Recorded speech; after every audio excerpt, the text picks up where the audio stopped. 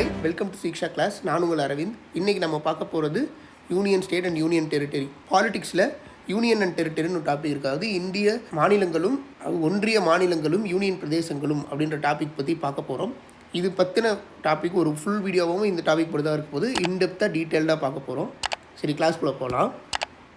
ஓகேங்க. Union and territory. இந்திய ஒன்றியம் என்னென்ன, இந்திய பகுதிகள் என்னென்ன, இந்தியாவை சேர்ந்தது எந்தெந்த பகுதிகள்லாம் நம்ம இந்தியான்னு கூப்பிடுறோம் அப்படின்றத பற்றி தான் இந்த டாப்பிக்கில் பார்க்க போகிறோம். சரி, article 1 to 4 under part 1 of the constitution deals with the union and territory. கான்ஸ்டியூஷனை திறந்த உடனே மொதல் 4 ஆர்டிக்கல் எதை பற்றி இருக்குன்னா, இந்தியானா என்ன, இந்தியாவை சேர்ந்த பகுதிகள்லாம் என்னென்ன, எப்படி புதுசாக உருவாக்க போகிறோம், எதெல்லாம் இந்தியாவை கட்டமைக்கிறதுக்கு என்னெல்லாம் பண்ணுறோம் அப்படின்றத மொதல் 4 ஆர்டிக்கலாக வச்சுருப்பாங்க. அதை பற்றி ஒன்று ஒன்றா பார்க்க போகிறோம். சரி, முதல்ல யூனியன் ஆஃப் ஸ்டேட்ஸ்னால் என்ன, அதாவது மாநிலங்கள்லாம் எப்படி ஒன்றியமாக மாறுது, எல்லா மாநிலங்களும் ஒன்றிணைஞ்சு எப்படி இந்தியா உருவாகுது அப்படின்றத தான் ஃபர்ஸ்ட் பார்க்க போகிறோம். Article 1 describes India that is Bharat as union of states rather than federation of states. அதாவது முதல் ஆர்டிக்கலில் இந்தியானா என்ன அப்படின்னு ஒரு பேர் சொல்லிருச்சு, அது எப்படியாப்பட்ட நாடு அப்படின்னு சொல்லிருச்சு. அதாவது இந்தியாங்கிறது பாரத், இந்தியானாலும் பாரத்னாலும் ஒன்று தான் பேரை ஃபஸ்ட்டு சொல்லிட்டாங்க. அடுத்தது union of states rather than federation of states. எந்த டைப் ஆஃப் அரசியல் இருக்குது, எந்த டைப் ஆஃப் பாலிட்டியில் நம்ம கண்ட்ரி இருக்குது, நம்ம இந்திய ஒன்றியமாக இருக்கோம் ரேதர் தேன் ஃபெடரேஷன். சரி, இது என்னென்னு ஒன்று ஒன்றா பார்ப்போம். முதல்ல பேர் வைக்கிறதுல ஒரு யுனானிமிட்டியே இல்லை. அதாவது எல்லாருக்கும் சேர்ந்து ஒரே முடிவாக பேர் சொல்லலை. சில பேர் பாரத்னு ட்ரெடிஷ்னலாக பேர் வைங்கன்றாங்க. சில பேர் மாடர்னாக நம்ம ஃப்யூச்சரை நோக்கி போகலாம், மாடர்னாக இந்தியான்னு பேர் வைங்க அப்படின்னு சொல்கிறாங்க.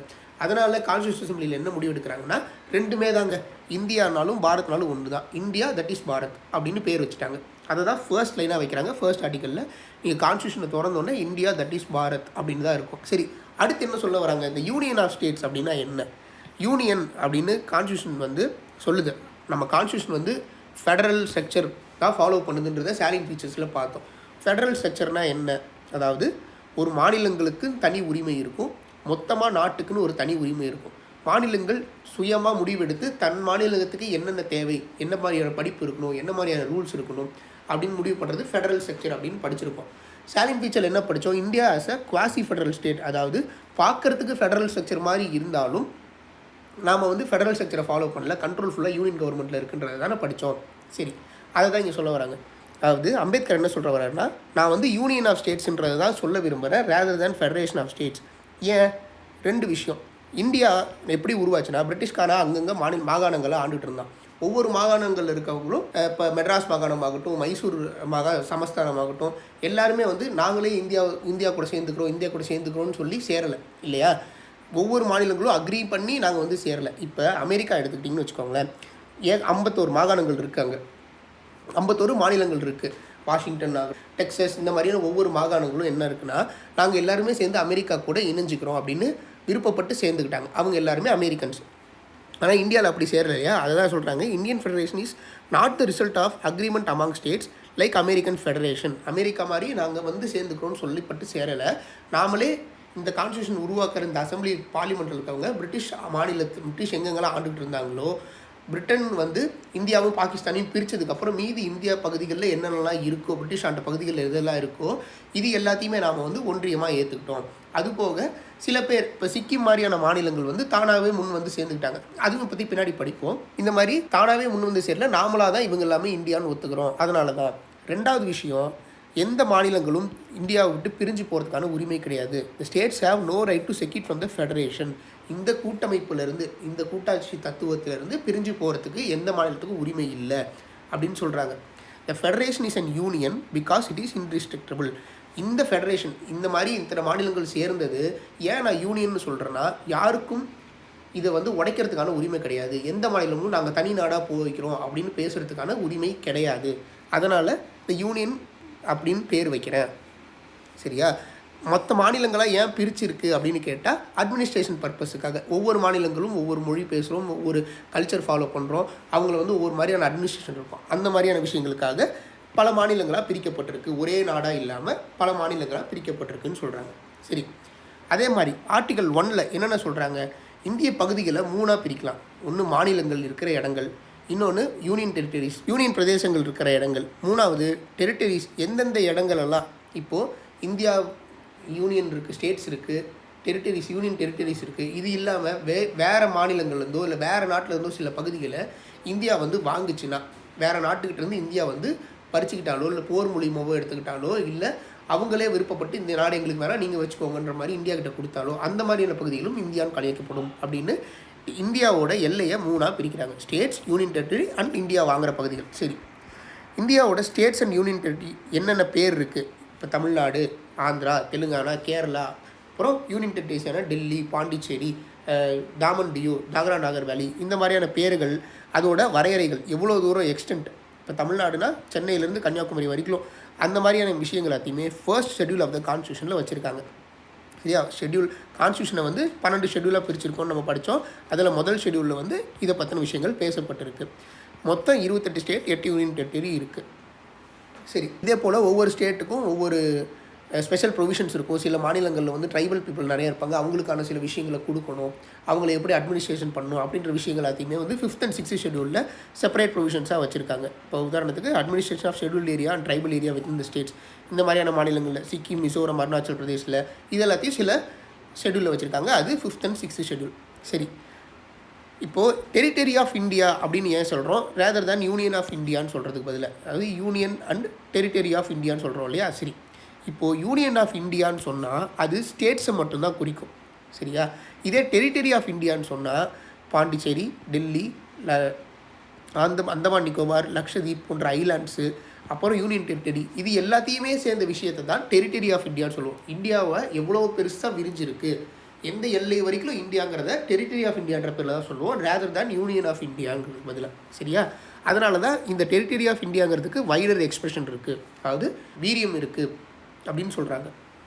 சரி, the states are the members of federal system and share a distribution of powers with the centre. இந்த பாயிண்ட்டுக்கு நோட் பண்ணிக்கோங்க. ஸ்டேட், நம்ம தமிழ்நாடு எடுத்துக்கிட்டோம்னா தமிழ்நாட்டுக்குன்னு சில உரிமைகள் இருக்குது. இப்போ எப்படி போலீஸ், அக்ரிகல்ச்சர், இரிகேஷன், லேண்டு, இதை பற்றின விஷயங்கள் எல்லாத்துலேயும் சட்டம் போடுறதுக்கு தமிழ்நாட்டுக்கு உரிமை இருக்குது. அதே மாதிரி இந்தியாவுக்குள்ளே இப்போ ரயில்வேஸ் வரட்டும், தமிழ்நாட்டுக்குள்ளே ரயில்வேஸ் ஆகட்டும், ஃபினான்ஸ் ஆகட்டும், பட்ஜெட் ஆகட்டும், கரன்சி பற்றின விஷயங்கள் ஆகட்டும், பேங்கிங் பற்றி விஷயங்கள் ஆகட்டும், இதிலெல்லாம் ரூல்ஸ் போடுறதுக்கு சென்டருக்கு உரிமை இருக்குது. அப்புறம் எஜுகேஷன், ஃபாரஸ்ட்ஸு, வெயிட்ஸ் அண்ட் மெஷர்ஸ், இந்த மாதிரியான விஷயங்கள் எல்லாத்தையுமே வந்து 2 பேருக்குமே உரிமை இருக்குது. ஆனால் சென்ட்ரல் கவர்மெண்ட்டுக்கு தான் அதிக உரிமை இருக்குது. இந்த மாதிரியான பவரை டிஸ்ட்ரிபியூஷன் பண்ணிக்கிறோம் இல்லையா, அதை தான் சொல்கிறாங்க. இது மாதிரியான பவர் டிஸ்ட்ரிபியூஷன் பண்ணுறதுக்கு ஃபெடரல் சிஸ்டம்னு பேர். நாம் சென்டர் கூட பவரை டிஸ்ட்ரிபியூட் பண்ணிக்கிறோம். சரியா? State list, concurrent list, federal list அப்படின்னு 3 லிஸ்ட்டாக பிரிச்சுக்கிறோம். இதை பற்றி சென்ட்ரல் அண்ட் ஸ்டேட் பற்றின விஷயங்களை படிக்கும்போது இன்னும் டீட்டெயில்டாக படிப்போம். இப்போதைக்கு இப்படி தெரிஞ்சுக்கோங்க. தமிழ்நாட்டுக்கு சில உரிமை இருக்குது, யூனியன் கவர்மெண்ட்டுக்கு சில உரிமை இருக்குது, கன்கரண்ட் லிஸ்ட்னால் 2 பேருக்குமே சட்டம் போடுறதுக்கு சில உரிமை இருக்குதுன்னு தெரிஞ்சுக்கோங்க. இதே இப்போ யூனியன் டெரிட்டரியோ அக்வயர்ட் டெரிட்டரியோ ஸ்டேட்ஸுக்கு இருக்க மாதிரி தனியாக கிடையாது. அதை எல்லாத்தையுமே டைரெக்டாக கண்ட்ரோல் பண்ணுறது சென்ட்ரல் கவர்மெண்ட் அப்படின்னு சொல்கிறாங்க. ஸோ இந்த பாயிண்ட் ரொம்ப முக்கியம். சரி, being a sovereign state, India can acquire foreign territories according to the modes recognised by international law. அதாவது இந்தியா ஒரு சாவரின் ஸ்டேட், நமக்கு மேலே யாருமே கிடையாது இல்லையா, நம்மளையே யாரும் ஆள்றது கிடையாது, நாம் ஒரு சுதந்திரமான நாடு. அப்படி இருக்கும்போது நம்மளால் வெளி பிரதேசங்களை, அதாவது ஃபாரின் டெரிட்டரிஸை, இந்தியா அல்லாத பகுதிகளை நாம் வாங்க முடியும். எப்படின்னா இன்டர்நேஷ்னலால் ரெகக்னைஸ் பண்ணப்பட்ட லானால், இப்போ யூஎன் லாஸ்னால் எப்படிலாம் பண்ணியிருப்பாங்க, இப்போ ஒரு ட்ரீட்டி ஃபாலோ பண்ணி நம்ம வாங்கலாம், இல்லை பர்ச்சேஸாவோ, கிஃப்டாவோ, லீஸாவோ, எங்கள் நாடு உங்களுக்கு அன்பளிப்பாக தரோம், நீங்கள் நடத்துங்கன்னு சொல்லி வேறு நாட்டுக்காரங்க நம்ம நாட்டுக்கு கொடுத்தா வாங்கலாம். இல்லை சில காலத்துக்கு நாங்கள் இந்தியா கூட இருக்கோம்னு சொல்லி சில பேர் வரலாம். இல்லைனா இந்த மாதிரியான விஷயங்கள் மூலிமா கான்குவெஸ்ட் ஆர் சப்ஜுகேஷன், வார் மூலிமா போர் போட்டு நம்ம வந்து அந்த நாடை கைப்பற்றலாம், அந்த ஏரியாவை கைப்பற்றலாம். இந்த மாதிரியான விஷயங்கள் மூலிமா ஒரு சாவரின் ஸ்டேட்டான இந்தியாவால் ஒரு இடத்த வாங்க முடியும். அந்த மாதிரி என்னென்னலாம் இந்தியா வாங்கியிருக்கு. உதாரணத்துக்கு இந்தியா தாத்ரா நாகர் வேலி, டாமன் டியூ, கோவா, புதுச்சேரி, சிக்கிம், இதெல்லாம் இந்த மாதிரி தான் வந்தது. இப்போது பாண்டிச்சேரி வந்து ஃப்ரெஞ்சு கண்ட்ரோலில் இருந்தது, அவங்க வந்து இந்தியா கூட சேர்ந்துக்கிறோன்னு சொல்லி வந்து சேர்ந்துக்கிட்டாங்க. கோவா வந்து போர்ச்சுகீஸ்கிட்ட இருந்தது, அதையும் நம்ம வந்து வாங்கிட்டோம். சிக்கிம் இருக்கு இல்லையா, அது வந்து ஒரு ராஜா ஆண்டுகிட்டு இருந்தார், அவர் நான் இந்தியா கூட சேர்ந்துக்கிறேன்னு தானாகவே வந்து கொடுத்தார். ஸோ இந்த மாதிரியான பகுதிகளெலாம் சேர்ந்து இந்தியாவை முழுசாக உருவாச்சு. இதுதான் ஆர்டிக்கல் 1 இவ்வளோ நேரம் பேசப்பட்டன விஷயங்கள். அதாவது எப்படி ஒரு மாநிலம் உருவாகுது, எப்படி ஒரு யூனியன் பிரதேசம் உருவாகுது, எதெல்லாம் டெரிட்டரியாக மாறுது, இந்தியாவோட டெரிட்டரி எப்படி, நம்ம வெளியே இருந்து வாங்குகிற டெரிட்டரியும் இந்தியா கூட எப்படி சேர்ந்துக்குதுன்ற 3 விஷயங்களை ஆர்டிக்கல் 1 படிச்சிருக்கோம். சரி, ஆர்டிக்கல் 2 என்ன சொல்லுது அப்படின்னா, பார்லிமெண்ட்டோட பவர் என்னென்னா to admit into union of India or establish new states on சர்ச் term and conditions it thinks is fit. அதாவது இந்தியாவுக்குள்ளார ஒரு மாநிலத்தை நம்ம சேர்த்துக்கவும் செய்யலாம், இல்லைனா புதுசாக ஒரு மாநிலத்தை உருவாக்கவும் செய்யலாம் அப்படின்னு பார்லிமெண்ட்டுக்கு பவர் இருக்கா. Article 2 grants 2 powers to the parliament. என்னென்ன? The power to admit into union of India new states. அதாவது இப்போ உதாரணத்துக்கு பங்களாதேஷ் இருக்குன்னு வச்சுப்போமே, அதை இந்தியா ஒரு ஸ்டேட்டாக உள்ளே கொண்டு வருது. வெஸ்ட் பெங்கால் மாதிரி இன்னொரு பெங்கால் அப்படின்னு சொல்லிட்டு நம்ம வந்து புதுசாக ஏற்றுக்கிறோம் அப்படின்னா அதை ஒரு ஸ்டேட்டாக அங்கீகாரம் பண்ணுறதுக்கோ இல்லை புதுசாக சேர்க்கறதுக்கோ பார்லிமெண்ட்டுக்கு பவர் இருக்குது. அப்புறம் புதுசாக ஒரு மாநிலத்தையே உருவாக்க முடியும். இப்போ தமிழ்நாட்டுக்கும் கேரளாவுக்கும் நடுவில் புதுசாக ஒரு மாநிலத்தை உருவாக்குறோம், இல்லை கர்நாடகாவுக்கும் ஆந்திராவுக்கும் நடுவில் புதுசாக ஒரு மாநிலத்தையே உருவாக்குறோம் அப்படின்னு பார்லிமெண்ட் நினச்சா, அதாவது சென்ட்ரல் கவர்மெண்ட்டு யூனியன் கவர்மெண்ட்டுன்னு நினச்சா உருவாக்க முடியும். அதுக்கான பவர் வந்து ஆர்டிகல் 2ல் கொடுத்துருக்காங்க அப்படின்றது தான் ஆர்டிகல் 2 சொல்லுது. சரி, அடுத்து ஆர்டிகல் 3 என்ன சொல்லுதுன்னா, ஃபார்மேஷன் ஆஃப் ஆர் சேஞ்சஸ் இந்த existing states of union of India. அதாவது ஆல்ரெடி ஒரு மாநிலம் இருக்குது. இப்போ உதாரணத்துக்கு ஆந்திர பிரதேஷ்னு ஒரு பெரிய மாநிலம் இருக்குன்னா அதில் புதுசாக ஒரு மாநிலத்தை உருவாக்க முடியும். அதை ரெண்டாக பிரித்து தெலுங்கானானும் ஆந்திர பிரதேசனும் பிரித்து உருவாக்க முடியும் அப்படின்றது தான் ஆர்டிகல் 3 சொல்லுது. சரி, ஆர்டிகல் 3ல் என்னென்ன சொல்லுதுன்னா, power to reorganise the states. அதாவது புதுசாக ஏற்கனவே இருக்க மாநிலங்களை ரெண்டாக பிரித்து புது மாநிலத்தை உருவாக்கவும் முடியும். அந்த மாநிலத்துக்கான ஏரியா, அதோட பரப்பளவை இன்க்ரீஸ் பண்ணவும் முடியும், பரப்பளவை சுருக்கவும் முடியும், எதுலேருந்து எது வரைக்கும் எல்லைன்னு மாற்றவும் முடியும், அந்த ஸ்டேட்டுக்கு பேரையும் மாற்றவும் முடியும். இப்போ தமிழ்நாடு தமிழகம் அப்படின்னு மாற்றலாமான்லாம் சொல்லி டிஸ்கஸ் பண்ணி சண்டை நடந்தது இல்லையா, அந்த மாதிரியான விஷயங்கள். இதுக்கான பவர் எல்லாமே யார்கிட்ட இருக்குன்னா பார்லிமெண்ட், சென்ட்ரல் கவர்மெண்ட்டுக்கிட்ட தான் இருக்குது. அவங்க ஒரு சட்டம் போட்டு இதெல்லாம் பண்ணணும்னு நினச்சா பண்ண முடியும், அதை ஸ்டேட்டால் எதுவுமே பண்ண முடியாது. ஆனால் இந்த மாதிரியான விஷயத்துக்கு 2 கண்டிஷன் இருக்குது. உதாரணத்துக்கு இப்போது இந்த மாதிரியான சட்டத்தை நம்ம பாஸ் பண்ண போகிறோம் அப்படிங்கிற விஷயத்தை முன்னாடியே பிரசிடெண்ட்டுக்கு தெரிவுபடுத்தணும். அப்படி தெரிவுபடுத்தினதுக்கப்புறம் அந்த பில்லை பிரசிடெண்ட் என்ன பண்ணுவாருன்னா, எந்த குறிப்பிட்ட மாநிலத்துக்கு, இப்போ உதாரணத்துக்கு ஆந்திர பிரதேசம் ரெண்டாக பிரிக்க போகிறோம், ஆந்திரா தெலுங்கானான்னு பிரிக்க போகிறோம் அப்படின்னு ஒரு பில்லை உருவாக்குறாங்கன்னா அந்த பில்லை பிரசிடெண்ட்டை முன்னாடியே சொல்லிடுவாங்க, இந்த மாதிரி நாங்கள் பிரிக்கலான்னு முடிவு எடுத்திருக்கோம், நீங்கள் என்ன பண்ணுறீங்கன்னு. பிரசிடெண்ட் உடனே என்ன பண்ணுவார், சரி இருங்க நான் ஒரு வாட்டி ஸ்டேட்டுக்கிட்ட சொல்லிடுறேன் அப்படின்ற மாதிரி அவங்களோட கன்சர்ன்ஸ் என்ன, உங்களுக்கு எதாவது இதில் பற்றி என்ன விருப்பம் இருக்குது அப்படின்னு சொல்லி கேட்பார். ஆனால் இந்த மாதிரியான கேட்குற விஷயங்களை இந்த பிரசிடெண்ட்டுக்கு இந்த மாதிரி ஸ்டேட் வந்து இல்லைங்க எங்களால் முடியாதுங்க ஒத்துக்க மாட்டோம் அப்படின்னு சொன்னாலோ அந்த வியூஸை எடுத்துக்கிறதும் எடுத்துக்காததும் ஒரு பிரசிடெண்ட்டோட முடிவு. அவங்க எதர் அக்செப்ட் பண்ணிக்கலாம், சரி ஓகே உங்களுக்கு ஏற்ற மாதிரி நான் பண்ணி கொடுக்குறேன்னு சொல்லிக்கலாம், நீ சொல்கிறதெல்லாம் செய்ய முடியாது, நான் இந்த மாதிரி பண்ண போகிறோன்னு உன்ட்ட சொல்கிறேன் அவ்வளோதான் அப்படின்னு சொல்லி ரிஜெக்ட் பண்ணவும் முடியும். சரியா, இந்த மாதிரி முடிவு எடுத்ததுக்கப்புறம் பில் மூவ் ஆனதுக்கப்புறம் பார்லிமெண்ட் அக்செப்ட் ஆனதுக்கப்புறம் ஸ்டேட்டால் ஒன்றுமே பண்ண முடியாது. இதுக்கு பற்றி இந்த மாதிரி ஒவ்வொரு வாட்டி முடிவு எடுக்கும்போது ஸ்டேட்டுகிட்ட போய் சொல்லிகிட்டே இருக்கணுன்ற அவசியமும் கிடையாது. ஆனால் சொல்லலாம், அதுக்கான உரிமை இருக்குது, அவ்வளோதான். இதே யூனியன் டெரிட்டரியில் ஒரு பாண்டிச்சேரின்னு ஒரு யூனிட் இருக்குது, அதை ரெண்டாக பிரித்து இன்னொரு யூனிட் டெரிட்டரியாக மாற்ற போகிறோம் அப்படின்னா இப்போ பிரசிடெண்ட் போய் ஸ்டேட் சொன்னார் இல்லையா, இந்த மாதிரி நாங்கள் பண்ணலான்னு இருக்கோம், உங்களோட விருப்பம் ஏதாவது இருக்கான்னு கேட்குறேன் இல்லையா, அந்த மாதிரி எந்த கேள்வியும் கேட்க தேவையில்லை. பிரசிடெண்ட் அவர் பாட்டுக்கு அவருக்கு என்ன தோணுதோ அதை செய்யலாம், பார்லிமெண்ட்டும் அவங்களுக்கு என்ன தோணுதோ அதை செய்யலாம். சரி, ஆர்டிகல் 3ல் ஒரு ஸ்டேட்டை ரீஆர்கனைஸ் பண்ணுறதுக்கான பவர் பார்லிமெண்ட்டில் இருக்குது. அப்படி பண்ணணுன்னா பிரசிடெண்ட்கிட்ட முன்னாடியே சொல்லணும். ஸ்டேட்டை பொறுத்த வரைக்கும் பிரசிடெண்ட் அதை ஸ்டேட்ஸுக்கிட்ட சொல்லி அவங்களோட வியூஸ் என்னென்னு தெரிஞ்சுக்கலாம். அதை ஏற்றுக்காததும் பிரசிடெண்ட்டோட விருப்பம். இதே யூனியன் டெரிட்டரியாக இருந்தால் அப்படி சொல்லணுன்ற அவசியமும் கிடையாது, அவங்களோட விருப்பத்தை கேட்கணுன்ற அவசியமும் கிடையாது. ஸோ இதுலேருந்து என்ன தெரியுதுன்னா, constitution authorise parliament to form new state or alter the state boundaries names and existing law without their concern. நம்ம ஒத்துக்கிட்டாலும் ஒத்துக்கலைனாலும் அவங்களுக்கு அந்த மாற்றுறதுக்கான உரிமை எல்லாமே பார்லிமெண்ட்டுக்கிட்ட இருக்குது.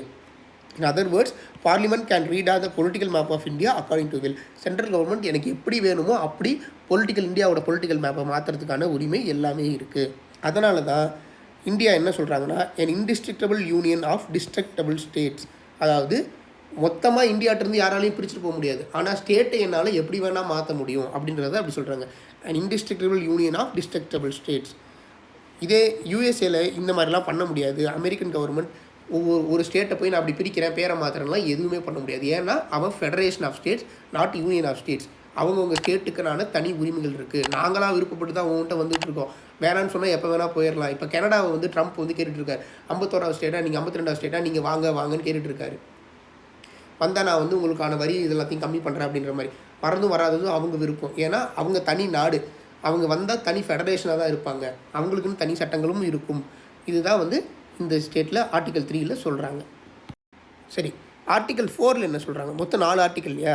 ஆர்டிகல் 4 இந்த ஆர்டிகல் 2 இருக்கிற சட்டங்களும் ஆர்டிகல் 3 இருக்கிற சட்டங்களும் செயல்படுத்தும் போது அதை கான்ஸ்டியூஷனல் அமெண்ட்மெண்ட்டாக மாற்றுறதுக்கான தேவைகள் கிடையாது.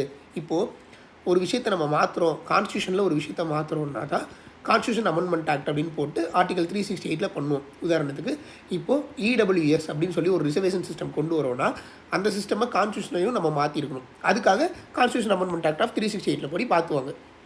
ஆனால் இந்த மாதிரி ஸ்டேட்டை மாற்றுற விஷயத்துக்கெல்லாம் போய் நீங்கள் கான்ஸ்டியூஷனை அமெண்ட் பண்ணிட்டு இருக்க வேணாம். இந்த மாதிரி கான்ஸ்டியூஷன் ஆர்டிகல் 2, 3 பண்ணுறதுக்கான உரிமை முழுசாகவே பார்லிமெண்ட் கிட்ட தான் இருக்குது. இதுக்காக நீங்கள் கான்ஸ்டியூஷனை மாற்றணுன்ற தேவைகள் கிடையாது அப்படின்னு சொல்கிறது தான் வந்து ஆர்டிகல் 4.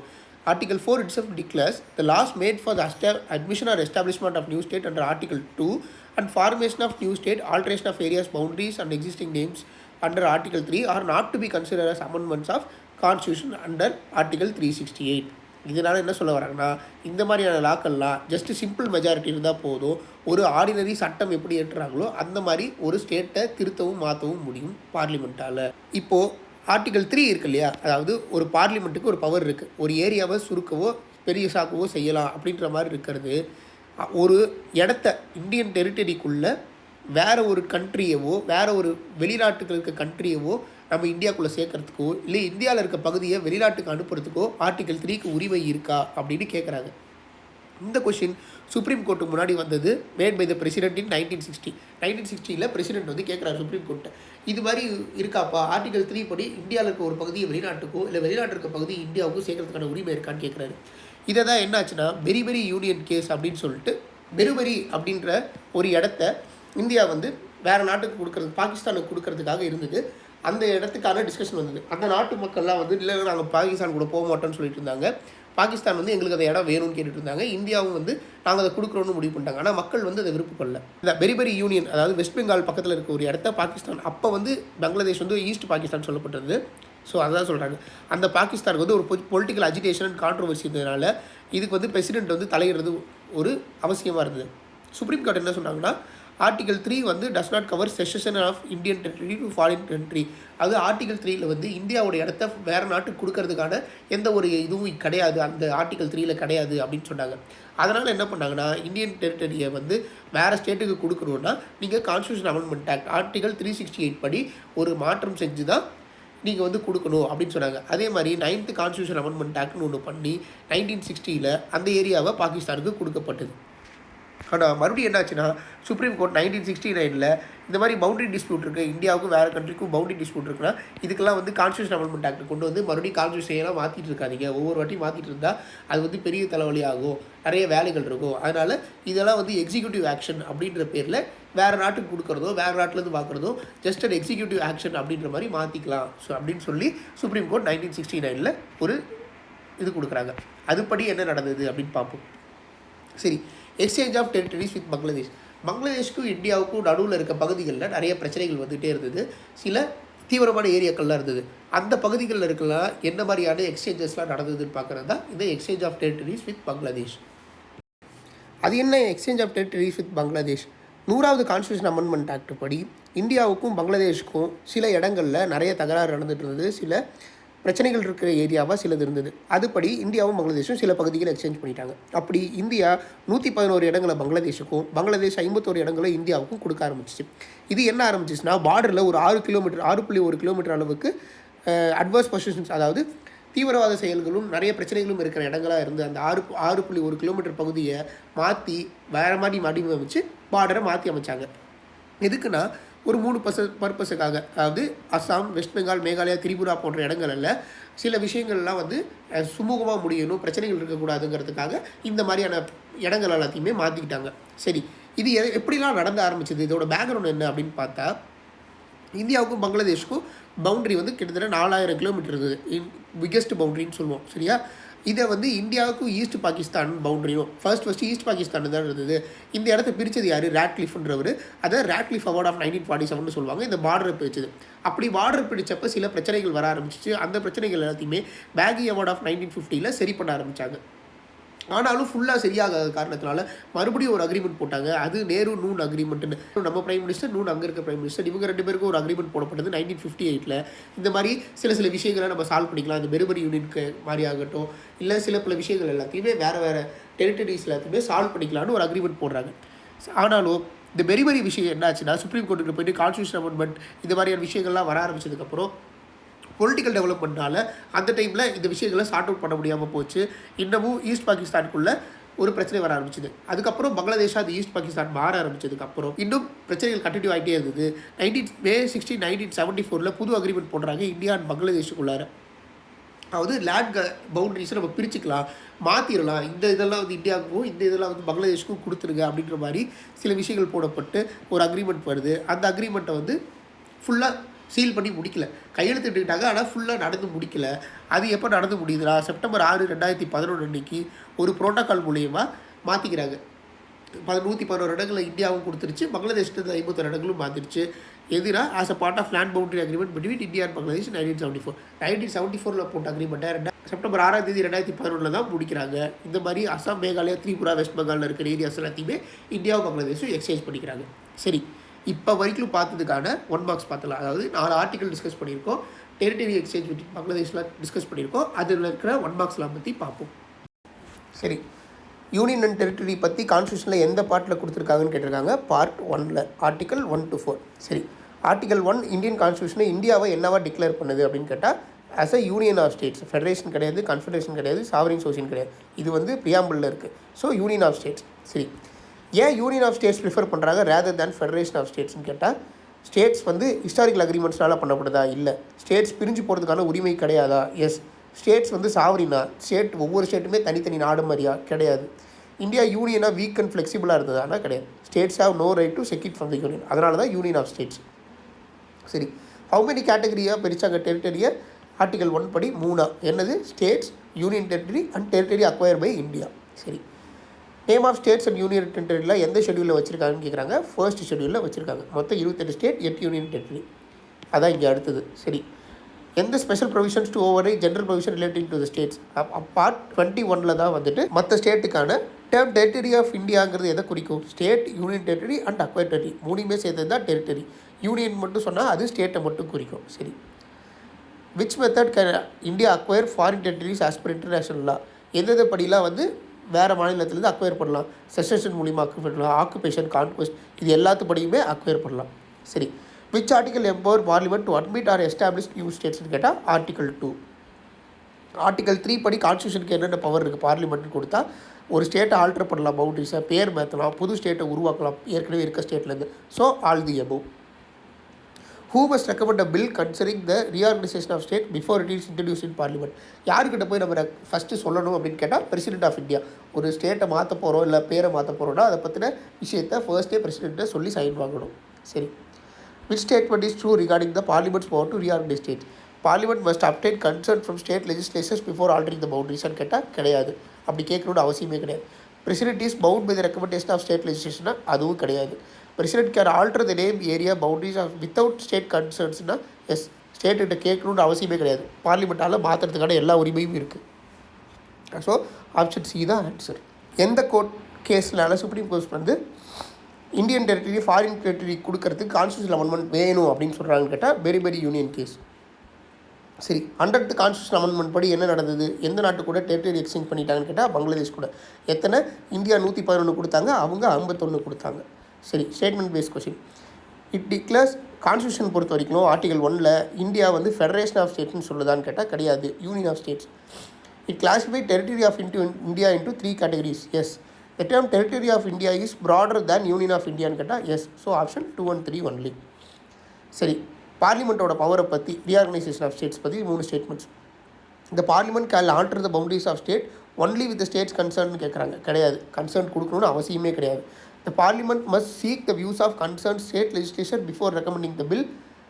எஸ், சும்மா என்ன வியூஸ் அவங்க வச்சுருக்காங்கன்றதை கேட்குறதுக்கான உரிமை பிரசிடென்ட்டுக்கிட்ட இருக்குது. Constitution amendment is required to form a new state கிடையாது. அப்படி தான் எக்ஸிக்யூட்டிவ் ஆக்ஷனாக தான் பண்ண போகிறோம். So option 2 only. சரி, வெரி கேஸை பார்த்தீங்கன்னா supreme court rule that parliament can cede India territory to foreign country under article 3. Article 3ல் அந்த மாதிரி ப்ரொவிஷன்ஸ் இருக்குன்னு சொன்னாங்களான்னு கேட்டால் கிடையாது. It led to 9th constitutional amendment act of 1960 கேட்டால் எஸ், வெரி கேஸ் தான் 9th constitutional amendment of 1960. The supreme court held that ceding territory to foreign country requires constitutional amendment. ஆமாம், கான்ஸ்டியூஷனல் அமெண்ட்மெண்ட் படி பண்ணிக்கோங்கன்னு சொல்லி 1960ல் 1969 தான் அப்படி பண்ண தேவையில்லை, இட்ஸ் ஜஸ்ட் அன் எக்ஸிக்யூட்டிவ் ஆக்ஷன்னு சொன்னாங்க. சரி, 100th constitutional amendment act of 2015 படி என்ன நடந்துச்சு? It facilitated exchange of enclaves between India and Bangladesh. இந்தியாவுக்கும் பங்களாதேஷ்க்கு நடுவில் மாற்றிக்கிட்டாங்களான்னு கேட்குறாங்க. ஆமாம்.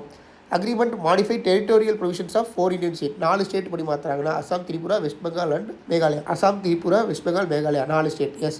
It was based on Radcliffe award of 1947. Yes. இது அதுக்கப்புறம் இன்னும் 3 அக்ரிமெண்ட்ஸ் இருக்குது. ஸோ இது மட்டும் கிடையாது, இன்னும் 3 அக்ரிமெண்ட்ஸ் இருக்குது. ஸோ ஆன்சர் வந்து 1 and 2 ஒன்லி. சரி, அமெரிக்காவுக்கும் இந்தியா ஃபெடரல் ஸ்ட்ரக்சருக்கும் பார்த்தினா statements.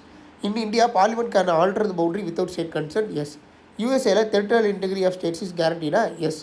The USA is referred as indestructible states of Union of Destructible States கேட்டால் கிடையாது. இது அமெரிக்கா கிடையாது, இது இந்தியா. அமெரிக்கா வந்து indestructible union of indestructible states. சரியா? ஸோ ஆன்சர் 1 and 2 ஒன்லி. சரிங்க. நெக்ஸ்ட்டு, ஒரு ஸ்டேட் யூனியன் டெரிட்டரியாக எப்படி உருவாச்சு அப்படிங்கிறத பார்க்க போகிறது தான் இந்த topic. Evolution of states and union territories. மொத்தம் இந்தியா வந்து பிரிட்டிஷ்காரங்க ஆண்டுட்டு இருந்தப்போ ராஜாக்கள் ஆள்ற மாநிலமாக இருந்தது. பிரிட்டிஷ்காரங்க சிலது பிடிச்சி வச்சுருந்தாங்க. அப்புறம் கமிஷனர் ஏரியாஸ் அப்படின்னு சொல்லி 4 இருந்தது. ஸோ இது எல்லாமே எப்படி வந்து மொத்தமாக சேர்ந்து இந்தியன் ஸ்டேட்ஸாகவும் யூனியன் டெரிட்டரிஸாகவும் உருவாச்சு அப்படின்றத பார்க்க போகிறோம். சரி, இண்டிபெண்டன்ஸ் டைமில் இந்தியாவில் வந்து 2 கேட்டகரி ஆஃப் இருந்தது. ஒன்று வந்து பிரிட்டிஷ் ப்ராவினன்ஸ் இருந்தது, இன்னொன்று வந்து பிரின்ஸ்லி ஸ்டேட்ஸ், அதாவது நேட்டிவ் ராஜாக்கள் ஆண்டுட்டு இருந்த இடம், இன்னொன்று வந்து டைரெக்டாக பிரிட்டிஷ் ஆண்டுட்டு இருந்த இடம். சரி, இந்த இந்தியன் இண்டிபெண்டன்ஸ் ஆக்ட் கிரியேட் ஆனதுக்கப்புறம் 2ஆக பிரிஞ்சுது. இந்தியா பாகிஸ்தான் பிரிஞ்சாங்க. அவங்களுக்கு இந்த ராஜாக்கள் ஆள்ற மாநிலங்களுக்கு 3 ஆப்ஷன் கொடுத்தாங்க. ஒன்று இந்தியா கூட சேரு, இல்லை பாகிஸ்தான் கூட சேரு, இல்லை தனியாக இருந்துக்கும் அப்படின்னு. அப்படி 552 ராஜாக்கள் ஆள்ற மாநிலங்கள் இருந்தது. அதில் 549 வந்து இந்தியா கூடயும், மீதி 3 வந்து இந்தியா கூட ஜாயின் பண்ண மாட்டேன் அப்படின்னு சொல்லி அடம்பிடிச்சிருந்தாங்க. யாருன்னா ஹைதராபாத், ஜுராரா, காஷ்மீர் அப்படின்றது. அவங்க எல்லாத்தையுமே இப்போ காலங்கள் போக போக இப்போ ஹைதராபாத் எல்லாத்தையுமே வந்து போலீஸை விட்டு ஆக்ஷன் எடுத்து இந்தியா கூட ஜாயின் பண்ண வச்சாங்க. ஜுனாகராங்கிற இடத்த ரெஃபரண்டம் மூலியமாகவும், காஷ்மீரை வந்து நாங்கள் உங்களுக்கு இதெல்லாம் தரோம், பாகிஸ்தான் சில இதெல்லாம் ஆஃபர் பண்ணிட்டு இருப்பாங்க, நாங்கள் எங்கள் கூட சேர்ந்திங்கன்னா உங்களுக்கு இதெல்லாம் தரோம் அப்படின்னு. இந்தியா நாங்கள் உங்களுக்கு இந்த பவர்ஸ்லாம் தரோம் அப்படின்ற மாதிரி சில விஷயங்கள் கொடுத்து இந்த 3 அக்வயர் பண்ணாங்க. 1950 கான்ஸ்டியூஷனில் வந்து 4 கிளாசிஃபிகேஷன் இருந்தது. அதாவது part A, part B, part C, part D அப்படின்னு. இந்த பார்ட் ஏ, பி, சி எல்லாமே ஸ்டேட்ஸாகவும், பார்ட் டியை வந்து டெரிட்டரின்னு இருந்தது. பார்ட் ஏ வந்து பிரிட்டிஷ் கவர்னர் ஆண்டுகிட்டு இருந்த இடங்கள், கவர்னர் தலைமையில் ஆண்டுகிட்டு இருந்த இடங்கள். பார்ட் பியில் வந்து பிரின்சஸ் ஸ்டேட்ஸ், அதாவது ராஜாக்கள் ஆண்டுருந்த இடங்கள். பார்ட் சியில் வந்து சீஃப் கமிஷனர்ஸ் ஆண்டுகிட்டு இருந்த இடங்கள்.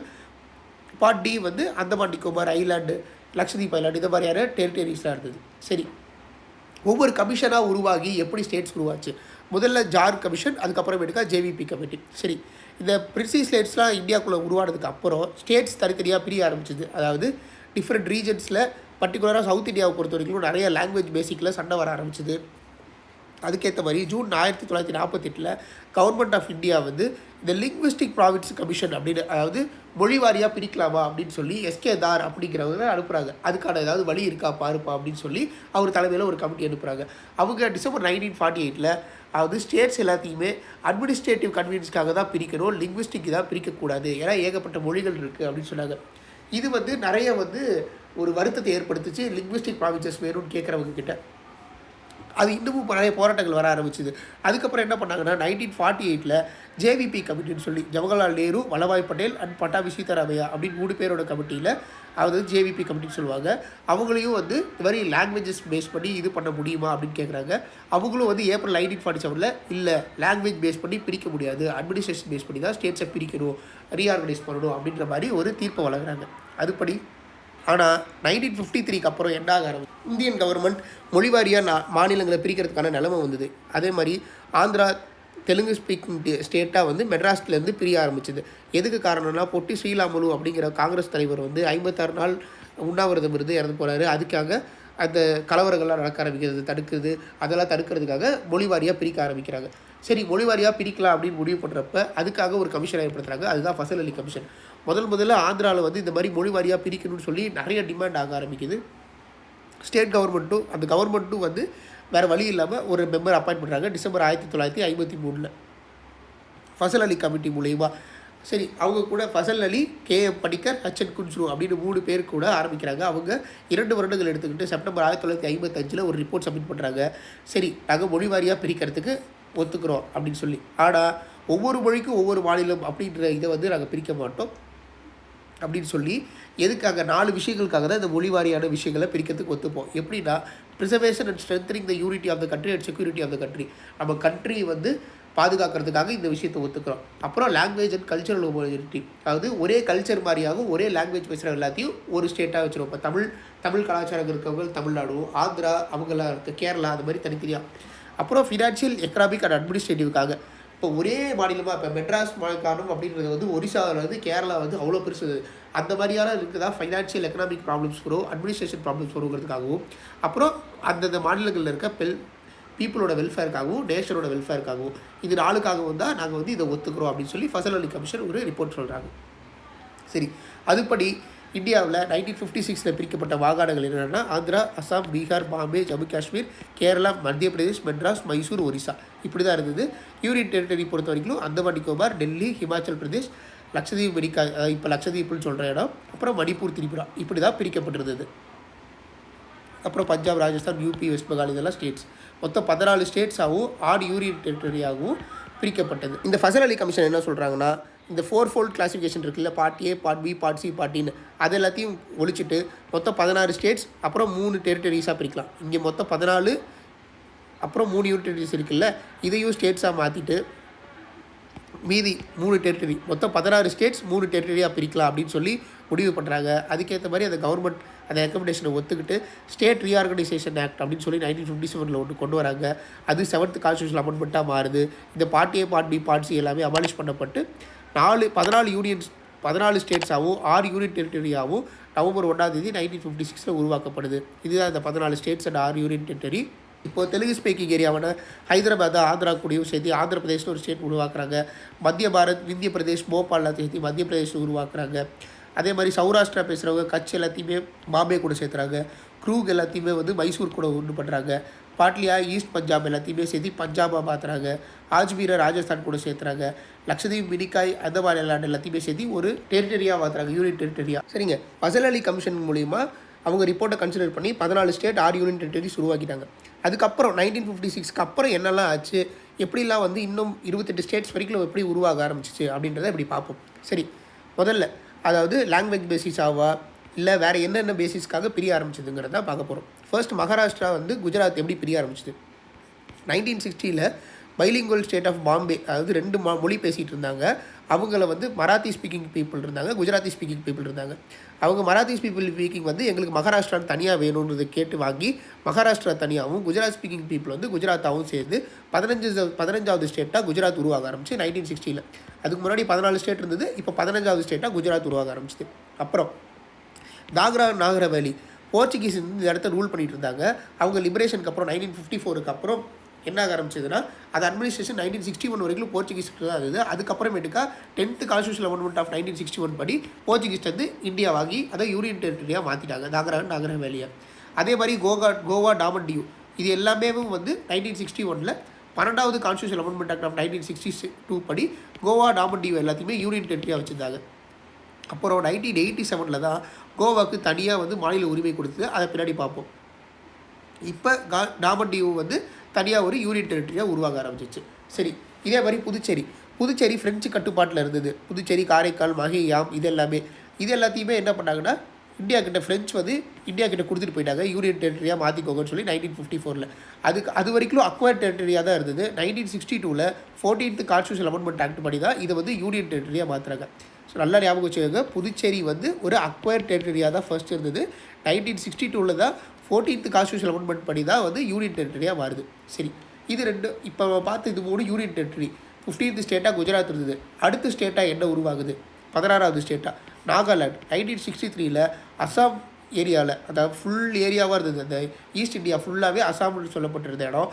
அதை இந்த நாகா ஹில்ஸ் மட்டும் எங்களுக்கு தனியாக பிரித்து நாகாலாண்டாக வேணும், அங்கே வாழ்கிற நாக இன மக்கள் வந்து எங்களுக்கு நாகாலாண்டாக வேணும்னு சொல்லி 16வது ஸ்டேட்டாக அசாம் கவர்னர்கிட்ட இதை வந்து பேஸ் பண்ணி 16வது ஸ்டேட்டாக 1963 நாகாலாண்டை உருவாக்கிக்கிறாங்க. சரி, அடுத்து ஹரியானா, சண்டிகர், ஹிமாச்சல் பிரதேஷ் இந்த மாநிலங்கள் எப்போ உருவாச்சு? 1966 பஞ்சாப் மாநிலம் ஹரியானாவாக பிரிக்கப்படுது. பஞ்சாப் ஹரியானான்னு பிரிக்கப்பட்டு சண்டிகர்ன்ற ஒரு யூனியன் டெரிட்டரி உருவாக்கப்படுது. அதாவது சீக்கியர்கள் எங்களுக்கு தனியாக வேறும்னு சொல்லி அகலிதால் அப்படின்ற ஒரு தலைமையிலையும் மாஸ்டர் தாராசிங்கிற தலைமையிலையும் ஒரு போராட்டம் பண்ணுறாங்க. அதை விசாரிக்க ஷா கமிஷன் ஒரு கமிஷன் போடப்பட்டு பஞ்சாப் பேசுகிற மாநிலங்கள், பஞ்சாப் பேசுகிற மக்களுக்கு தனியாக பஞ்சாப் அப்படின்ற ஒரு மாநிலமாகவும், ஹிந்தி பேசுகிறவங்களுக்கு தனியாக ஹரியானா அப்படின்ற ஒரு மாநிலமாகவும் பிரித்து இது பண்ணுறாங்க. ரெண்டுத்துக்கும் நடுவில் இருக்க இடத்த வந்து சண்டிகர் அப்படின்னு சொல்லி ஒரு யூனிட் டெரிட்டரியாக உருவாக்குறாங்க. அப்புறம் அதுக்கு ஹில் ஏரியாஸ், அங்கே சைடு இருந்த ஹில் ஏரியாஸ் எல்லாத்தையுமே தனியாக பிரித்து ஒரு யூனியன் டெரிட்டரியாக ஹிமாச்சல் பிரதேஷ் அப்படின்னு உருவாக்குறாங்க. அதுக்கப்புறம் 1971 இந்த யூனியன் டெரிட்டரியை என்ன பண்ணுறாங்கன்னா, ஹிமாச்சல் பிரதேஷை யூனியன் டெரிட்டரியாக இருந்ததை 18வது ஸ்டேட்டாக உருவாக்குறாங்க. ஸோ 17வது ஸ்டேட்டாக பஞ்சாப்லேருந்து ஹரியானா உருவாகுது, 18வது ஸ்டேட்டாக ஹிமாச்சல் பிரதேஷ் உருவாகுது, சண்டிகர் வந்து ஒரு யூனியன் டெரிட்டரியாக உருவாக ஆரம்பிக்குது. சரி, அடுத்து மணிப்பூர், திரிபுரா, மேகாலயா. இது நார்த் ஈஸ்ட் இந்தியாவில் ஒரு பொலிட்டிக்கல் மேப் சேஞ்ச் நடக்குது. 1972 யூனியன் டெரிட்டரியாக இருந்த மணிப்பூர், திரிபுரா வந்து சப்ஸ்டேட் ஆஃப் மேகாலயாவாக இருந்தது. அவங்களுக்கு ஸ்டேட்ஹுட் கொடுக்குறாங்க. அதே மாதிரி மிசோரம், அருணாச்சல் பிரதேஷாக இருந்தது. இது எல்லாத்துக்குமே நார்த் ஈஸ்ட் ஃப்ரண்டியர் ஏஜென்சியில் இருந்தது எல்லாத்துக்குமே ஸ்டேட்ஹுட் கொடுக்குறாங்க. அதுபடி மணிப்பூர் 19வது ஸ்டேட், திரிபுரா 20வது ஸ்டேட், மேகாலயா 21வது ஸ்டேட். இந்த மாதிரி 72வது கான்ஸ்டியூஷன் அமெண்ட்மெண்ட் ஆக்ட் பண்ணி 1969 உருவாக ஆரம்பிக்குது. மேகாலயா ஒரு அட்டானமஸ் ஸ்டேட் இல்லை சப்ஸ்டேட் வித்தின் அசாமாக இருந்ததுக்கு தனியாக வந்து ஒரு ரெஜிஸ்ட்ரேஷன் கவுன்சில் ஆஃப் மினிஸ்டர்ஸ்லாம் உருவாகி தனியாக ஒரு மாநிலமாக உருவாகுது. 1947 வரைக்கும் சிக்கிம் வந்து சோயல் அப்படிங்கிற ஒரு மன்னர் ஆண்டுகிட்டு வந்துட்டு இருந்தார். அப்புறம் பிரிட்டிஷ் போனதுக்கப்புறம் சிக்கிம் வந்து ஒரு ப்ரொடெக்டரேட் ஸ்டேட், இந்தியாவோட ஒரு ப்ரொடெக்ஷனில் இருக்க ஸ்டேட்டாக மாறுது. இந்தியன் கவர்மெண்ட் அசீவ் பண்ணதுக்கப்புறம் இந்தியன் கவர்மெண்ட் என்ன பண்ணாங்கன்னா, டிஃபென்ஸ், எக்ஸ்டர்னல் அஃபேர்ஸ், கம்யூனிகேஷன் எல்லாமே சிக்கிமில் நாங்கள் பார்த்துக்கிறோன்னு சொல்லிட்டு இருந்தாங்க. அதுக்கப்புறம் 1974 நாங்களே வந்து உங்ககிட்ட ஜாயின் பண்ணிக்கிறோன்னு சொல்லி 35th amendment act of constitution 1974 படி பார்லிமெண்ட்டில் உருவாக்கி எங்களுக்குன்னு தனியாக ஸ்டேட்ஹுட் கொடுங்கன்னு சொன்னாங்க. அதுக்கு முன்னாடி வரைக்கும் ஒரு அசோசியேட்டட் ஸ்டேட்டாக தான் இருந்தது. அதுக்குன்னு புதுசாக 2A ஒரு ஆர்டிக்கல் உருவாக்குனாங்க. அதுக்கப்புறமேட்டுக்காக தான் அது 1975 அதுக்கப்புறமேட்டுக்கா என்ன பண்ணுறாங்கன்னா, 36வது கான்ஸ்டியூஷன் அமெண்ட்மெண்ட் ஆக்ட் படி சிக்கிமை வந்து ஒரு ஃபுல் ஃப்ளெஜ் ஸ்டேட்டாக 22வது ஸ்டேட்டாக உருவாக்குறாங்க. இதே மாதிரி மிசோரம், அருணாச்சல் பிரதேஷ், கோவா 3 ஸ்டேட் 1987 வந்து 23, 24, 25வது ஸ்டேட்டாக மிசோரம், அருணாச்சல் பிரதேசில் வந்து நார்த் ஈஸ்ட்லேருந்து பிரித்து புது ஸ்டேட்டாக உருவாக்குறாங்க. கோவா வந்து 1987 யூனியன் டெரிட்டரியாக இருந்ததை வந்து டாமன்டேவிலேருந்து பிரித்து தனி ஸ்டேட்ஹுட் கொடுக்குறாங்க. சரி, சண்டிகர், உத்தரகாண்ட், ஜார்க்கண்ட் 2000 வருஷத்தில் வந்து சண்டிகர், உத்தரகாண்ட், ஜார்க்கண்ட் வந்து 3 இதாக பிரிக்கிறாங்க. எங்கன்னா மத்திய பிரதேஷ், உத்தரப்பிரதேஷ், பீகார்லேருந்து பிரித்து 3 ஸ்டேட்டாக உருவாக்குறாங்க. அதே மாதிரி 2014 தெலுங்கானா 29வது ஸ்டேட்டாக உருவாச்சு. ஆந்திரா ஆக்ட் படி, ஃபர்ஸ்ட் லிங்குவிஸ்டிக் ஆக்ட் படி 1953 ஆந்திரா உருவாச்சு, தமிழ்நாட்டிலேருந்து பிரித்து. இப்போ 2014 ஆந்திரா வந்து தெலுங்கானாவாக பிரிஞ்சிச்சு, 2 ஸ்டேட்டாக பிரிஞ்சு. 2019 வரைக்கும் ஜம்மு காஷ்மீர் அண்ட் லடாக்ங்கிறது வந்து தனி கான்ஸ்டியூஷன் வந்து, ஜம்மு காஷ்மீருக்கு தனி கான்ஸ்டியூஷன் இருக்குது ஆர்டிகல் 370 படி. அது எல்லாத்தையுமே இந்த கான்ஸ்டியூஷன் ஆர்டர் ஆஃப் 2019 படி ரிப்பல் பண்ணி ஜம்மு காஷ்மீரையும் என்ன பண்ண ஆரம்பிச்சிட்டாங்கன்னா, ஒரு யூனியன் டெரிட்டரியாக மாற்ற ஆரம்பிச்சிட்டாங்க. இந்த Jammu Kashmir and union territory of Ladakh, union territory of Jammu and Kashmir and union territory of லடாக்னு மாற்றி மொத்தமாக 28 ஸ்டேட் அண்ட் 8 யூனியன் டெரிட்டரியாக மாற்ற ஆரம்பிச்சிட்டாங்க. சரி, சேஞ்ச் ஆஃப் நேம்ஸ். ஒவ்வொரு ஸ்டேட்டுக்கும் இதுக்கு முன்னாடி வேறு பேர் இருக்குது. இப்போ மெட்ராஸ் மாகாணம்னு இருந்தது எப்படி தமிழ்நாடாக மாறிச்சு, அந்த மாதிரி எப்பப்பெல்லாம் மாறிச்சு அப்படின்னு பார்ப்போம். யுனைடெட் ப்ராவின்ஸ்ன்னு இருந்தது உத்தரப்பிரதேஷா 1950. 1969 மெட்ராஸ்ன்னு இருந்தது தமிழ்நாடுன்னு மாறிச்சு.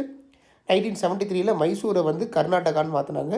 அதே மாதிரி லக்கடிவ், மினிகாய், அமிர்தீவி ஐலாண்ட்ஸை வந்து லக்ஷதீப்னு 1973 மாற்றினாங்க. 1992 யூனியன் டெரிட்டரி ஆஃப் டெல்லின்றதை நேஷனல் கேபிட்டல் டெரிட்டரி ஆஃப் டெல்லின்னு மாற்றினாங்க by 69th constitution amendment of 1991.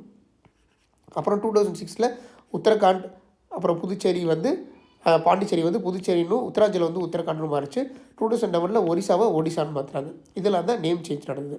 சரி, இப்போ மல்டிபிள் சாய்ஸ் கொஸ்டின் பார்க்கலாம். எத்தனை பிரின்ஸ்லி ஸ்டேட் இந்தியாவை இண்டிபெண்டன்ஸ் அப்போ ஜாயின் பண்ணாங்க? 549. 3 ஸ்டேட்டை வந்து வேறு மாதிரி வாங்கணும். ரெஃபரண்டம் மூலிமா எந்த ஸ்டேட்டை வாங்கணும்? சுனாகரா. பார்ட் டி ஆஃப் டெரிட்டரியில் எதெல்லாம் இருந்ததுன்னு பார்த்தா islands, India, Andaman and Nicobar islands. சரி, 1948 லிங்குவிஸ்டிக் ப்ராவிஷன் கமிஷனில் யார் தலைமை தாங்கன்னா எஸ்கே தார். சரி, எந்த கமிஷன் எஸ்கே தார் கமிஷனை ரீஎக்ஸாமின் பண்ணுறதுக்காக அனுப்பப்பட்டது? JVP committee. சரி, ஃபர்ஸ்ட் லிங்குவிஸ்டிக் பேசிஸில் உருவான ஸ்டேட் இது 1953 Andhra Pradesh. State reorganisation commission 1953 யார் இருந்தாங்கன்னு கேட்டால் ஃபசல் அலி. அவர் கூட யார் இருந்தது? குன்சு அண்ட் படிக்கர். சரி, ஃபசல் அலி கமிஷன் எதை ரெக்கமெண்ட் பண்ணலை அப்படின்னு கேட்டாங்கன்னா, ரிலீஜியஸ் கல்ச்சரல் எஜுகேஷனுக்காக நான் ஸ்டேட்டை பிரிக்கலை, லிங்குவிஸ்டிக் கல்ச்சரல் ஹார்மோனியன்சி, economic administrative convenience and unity and security of the country.